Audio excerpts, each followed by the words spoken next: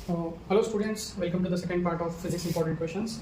As you know Thursday exam है। कल हम फर्स्ट से लेके 6 चैप्टर तक के इंपॉर्टेंट क्वेश्चंस आपको बताए थे। आज हम 7 से लेके 12 चैप्टर के इंपॉर्टेंट क्वेश्चंस आपको बताएं। 7 चैप्टर में जो इंपॉर्टेंट क्वेश्चन है उसमें है डोब्रीनर्स लॉ ऑफ ट्रेड और न्यूलैंड्स लॉ ऑफ ट्रेड। ये दोनों आपको डेफिनेशन और इसके थोड़े प्रॉपर्टीज पढ़े तो बस है आपको। नेक्स्ट है आयोनाइजेशन एनर्जी और इलेक्ट्रॉन एफिनिटी। ये दोनों में आपको फैक्टर्स के साथ लिखना है, ये दोनों आंसर में आने का चांस है।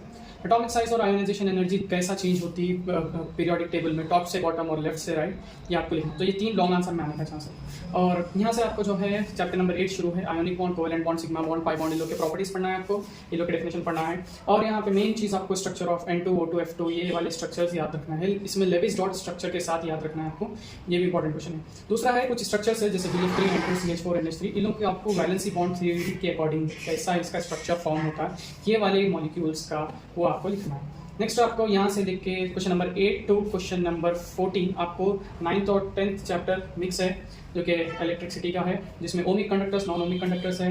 हम फ्यूज क्यों यूज़ करते हैं, what are the uses of fuses in household circuit, वो लिखना है आपको। और आपको लिखना है applications of Faraday's law as well as electric motor, ये कहाँ कहाँ पे यूज़ होते हैं डेली लाइफ में, बहुत इंपॉर्टेंट क्वेश्चन है। नेक्स्ट आपको है ओम्स लॉ, ये एक्सपेरिमेंट है, आपको सबको पता है, बहुत इंपॉर्टेंट एक्सपेरिमेंट है। और क्वेश्चन नंबर 12 है आपका इलेक्ट्रिकल कंडक्टिविटी और रेसिस्टेंस। इलेक्ट्रिकल रेसिस्टेंस के फैक्टर्स क्या क्या है, लेंथ पे डिपेंड रहता है इलेक्ट्रिकल रेसिस्टेंस, और एरिया ऑफ क्रॉस सेक्शन पे डिपेंड रहता है रेसिस्टर के, वो सब लिखना है। नेक्स्ट है आपका हाउस होल्ड अप्लायंसेस क्यों पैरेलल कनेक्शन दिया जाता है, सीरीज में क्यों नहीं दिया जाता, ये लिखना है। और एक न्यूमेरिकल प्रॉब्लम आपको आने का चांस है पैरेलल और सीरीज का, वो आपका सॉल्व करना होगा। नेक्स्ट आपका यहाँ से मेटलर्जी चैप्टर है जिसमें कॉन्सेंट्रेशन ऑफ ओर के क्या क्या मेथड्स है, 4 मेथड्स जो है वो पूरे कंप्लीटली डिस्क्राइब करना है, ये आपको लॉन्ग आंसर में आने का चांस है।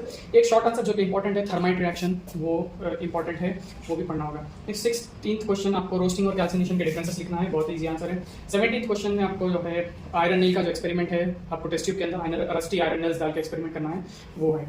18th आपको डायग्राम प्रैक्टिस करना है, ब्लास्ट फर्नेस का हो या मैग्नेटिक सेपरेशन का, ये आने का चांस है। यहाँ क्वेश्चन नंबर 19 टू 22 ये आपके इंपॉर्टेंट है टॉर्च कार्बन एंड कंपाउंड्स के, जिसमें cleaning action of soap, allotropes of carbon है। क्लीनिंग एक्शन ऑफ सोप आपको विद डायग्राम लॉन्ग आंसर में आने का चांस है। एलोट्रोप्स ऑफ कार्बन आपको कोई 2 एलोट्रोप्स वो पूछ सकता है, आपको लिखना होगा, जैसे डायमंड ग्राफाइट, बटमिनिस्टर टॉलरेंस और C60 वगैरह डायमंड। क्वेश्चन नंबर 21 आपको डेफिनेशन है, हाइड्रोकार्बन किसको बोलते हैं, कितने टाइप्स के हाइड्रोकार्बन है, फंक्शनल ग्रुप्स क्या क्या है, पूरे 8 फंक्शनल ग्रुप्स आपको लिखना है। आइसोमरिज्म किसको बोलते हैं और कैटाइनेशन किसको बोलते हैं, ये आपको डिफाइन करना है और इसका थोड़ा सा डिटेल लिखना है। क्वेश्चन नंबर 22 है स्ट्रक्चर्स है, थोड़े बहुत आपको इथेन है, मीथेन है, उसके स्ट्रक्चर याद करना है। और एक इंपॉर्टेंट क्वेश्चन के साथ ये है एस्टरिफिकेशन रिएक्शन, एस्टर्स कैसा फॉर्म होते हैं, ये लिखना है। Thank you, all the best.